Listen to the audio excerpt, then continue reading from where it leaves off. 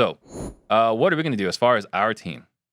Our acquisition strategies are going to change. So, we've been doing cash first, really cash only, right? For our wholesaling team, that's what we've been doing for the last 4 years. Is cash options only, right? So, what are we going to do? We're going to be offering novations more often. So, we're going to offer cash first, and then novations. But if novations doesn't work, if they can't turn it into a deal, they got to turn it in. And once they turn it in, I'm going to talk to them. I'm going to talk to the homeowner, figure out why cash didn't work, why novations didn't work. And at that point, we're going to start pitching creative offers.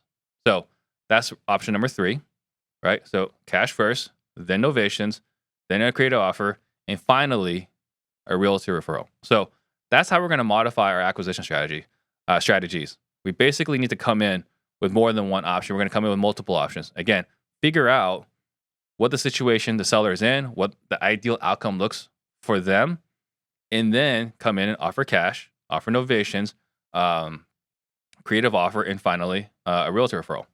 Now, that's probably not rocket or a revelation for you guys, right? A lot of you guys may be doing that already.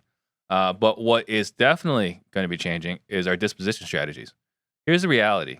Our flippers that we've been selling to, our wholesalers and flippers that we've been selling to for the last 2 years, I mean, it's been really easy to sell. Like, our disposition guys didn't really have to work that hard to sell a property.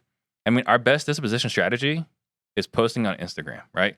So it hasn't been that hard to sell the deal. But right now, flippers' appetites have changed. When they were before, they were willing to pay 80, 85%, sometimes as high as 90%. Now they're saying they need to be at 65 to 70%. That's not going to work for us as a business. Hard money lenders, they've changed their terms overnight. Again, totally understandable. I understand where the flippers are coming from. They got to price their risk because they can't pay what they were paying before. Of course, I get that. Hard money lenders, either their funding has dried up, or you got to put more down, or you got to pay more points, or you got to pay a higher interest rate. So hard money lenders are becoming not as great of a partner as they were before. And again, I totally understand where they're coming from. And one of the things our disposition team needs to start doing is create relationships with different hard money lenders, right? And find other people that we can partner end buyers with. We're going to start reaching out to realtors. I think that right now, as flippers, and we don't really deal with as many buy and hold people in the Phoenix market, but as our buyer pool or buyer appetite changes, we need to be more proactive. We're going to start reaching out to realtors. So finding realtors that have sold homes nearby, right? Finding the top realtors in the market, reaching out to them and offering them off-market properties. Now, here's the thing. A lot of realtors don't want to hear from investors like us. They really don't. And that's fine, right? We move on. We're going to find the realtors that want to work with us, that want to hustle, that want to do more business, especially in a market that's slowing down. So that's one thing we're going to be adding. The other thing is if a flipper needs to buy a property at 65% for it to make sense for them, they're not our buyer. So you guys have heard us talk about on our role plays, on our scripts, that if a seller says, I need you to pay this price, well, I'm not your seller, right?